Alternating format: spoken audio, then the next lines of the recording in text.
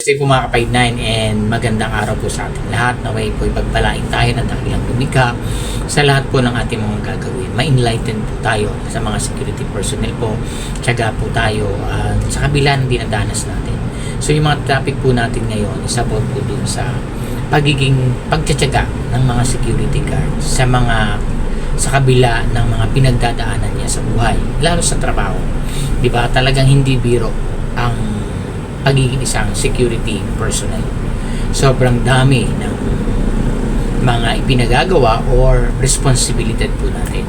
So nakita lang natin din po ngayon, di ba, yung balita about sa ating dating Pangulong President Duterte, na makikita natin na andun yung mga guard, sila yung inassign, hindi kayo po pwedeng papasukin dito, na sila, di ba, kumbaga andun yung paano nila i-handle yun eh. Kasi syempre, lalo't idol mo yung tao, tapos yung mga kasama hindi pinabawalan sila. So, nasa gobyerno naman po kasi yan. Nagtatapik lang natin about security, kung ano yung responsibility na kanilang tatahakin kapag nag-handle na sila nito. Kaya nga, andun dapat yung pagtsatsaga. Yung tinatawag nila in English na is perseverance. Sabi nga, topic po natin is about po perseverance in the face of adversity.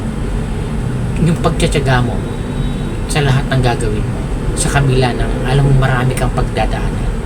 Di ba, yung hardship, struggle mo, obstacle na yan, paano mag-i-handle ang sitwasyon. So, dito iikot po ang pagiging isang effective security personnel at ano yung magiging ambag nito sa iyo, sa pagkatao mo, sa buhay mo, sa trabaho mo, kapag ikaw ay meron kang pagtsatsaga sa kabila ng mga pinagdadaanan ng struggle sa buhay. Parang ano lang din yung normal na buhay natin eh, dati tayo mahirap, tsaka talaga nag-aaraw ng pambaon. Yun yung mga struggle mo, yung pinagtsatsagaan mo yung hardship na dinadanas mo. Pero kahit ano man yan, sa kabila ng kahirapan na dinanas mo, lahat pinagdaanan mo, once ng pagtagumpayan mo yan, aangat ka na dyan. Ganun din po sa trabaho natin bilang mga security personnel. Ini-emphasize ko po, specific ko po sa gaya kasi gusto kong ma-motivate, ma-enlighten yung ating mga kapwa security personnel na i-push nila yung sarili nila para mapagtagumpayan nila yung hamon ng buhay sa kanilang trabaho. Okay, paano ba? Paano makakatulong ba ito?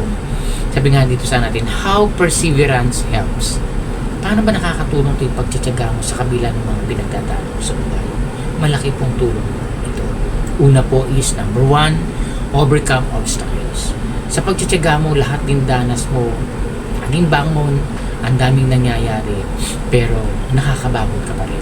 Lahat ng dinanas mo na pagtatagumpayan mo, kaya mong gawin ang lahat. Kasi may pagtsatsaga ka. Alam mo yung set yung goal mo kung paano. So, kaya mong gawin yan kahit anong pagdaanan mo yan. Basta alam mo na ginagawa ko to kasi meron akong goal sa buhay. Diba? Pangalawa po, ano pa? Grow stronger. Kapag ang isang empleyado, isang security guard, sobrang tiyaga nito, talagang wala siyang inuurungan ng mga trabaho. Lahat, pag inutusan mo, inassign mo sa post, tatrabahuin niya. Di ba? Alam niya yung circumstances na mangyayari pero handa siya. Kasi pag ano po, magiging matatag kayo, lumalakas ka. Para ito isang bagyo na damir pa ang mga puno, binabagyo, talagang hinahangin ng malalakas na katindig pa rin, nawawalan mo ng mga sangayan, pero patuloy na tumitindig. Pagdating ng tamang panahon, makikita mo, lalago yung puno na tumamumuhay ng maganda. Ganon din po ang tao. Ang isang manggagawa, ang isang security. Pag oras na nagtiyaga ka sa pagiging plain guard, lahat pinagdaanan mo, magiging matatag ka. Ito po ang kasunod ng number 3 po natin. Become a better leader. Diba? Kumbaga, magiging mahusay kang mamumuno ngayon. Ikaw yung papalit sa dati mong officer, naramdaman mo yung pinagdaanan mo. Pag naging officer ka, talagang magiging mahusay ka. Effective leader ka. Makakabil ka pa ng another leader. Kasi nakitaan ka ng potential eh. Naramdaman mo yung trabaho. So pag naging officer ka, pag meron kang subordinate, mararamdaman mo din ang feeling nila kasi nanggaling ka. So gagaling ka, huhusay ka. Sigurado po yan 100%. Okay, next, ano pa po? Paano makakaano pa yung tulong na malaking ambag sa buhay ng isang security guard ang pagiging matyaga? Ang huli po natin is discover your potential. Sa kabila ng pagtsatsaga mo, makikita mo, mararealize mo, ito pala yung potential ko. Marunong pala akong magtulong. Marunong ko palang i-handle yung mga tao. nakukuha ko yung mga idea nila at napagtatagumpay, hindi ako nagagalit. O minsan nakokontrol ko na yung emotion ko. Paano mag-aalis? Dahil alam ko hindi nila naiintindihan. Di ba? So, makikita mo, lalabas yung kaalaman mo, makikita mo yung kahalagaan mo. Andun pala, kaya pala ako nag-security. Kasi ang potential ko na andito. Di ba? Hindi nawala. Ito pala yung kahalagahan. Kaya pala dito ako na-design. So, pag oras na nangyari yan, dun mo makikita, diyan ka mag-grow na. Kumbaga, aani ka na. Kumbaga, may bunga ka na eh. So, talagang napakaganda na lalago at hubusay ka sa larangan kung ano yung meron ka. So, dapat po ang mga security guard, talagang dapat andyan yung pagtsatsaga.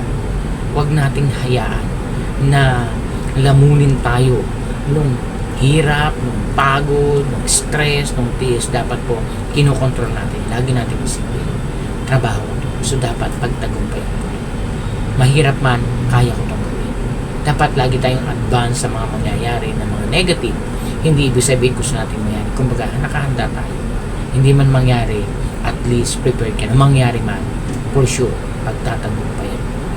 Kaya hindi piro po ang pagiging isang security personnel. Nandyan lahat yung struggle, stress, lahat mararanasan po natin yan. Pagod, hirap, puyat, diba? So kung tamad tayo, kung wala kang pagtsatsaga, paano natin ma-overcome kung ano yung gusto natin marating sa buhay.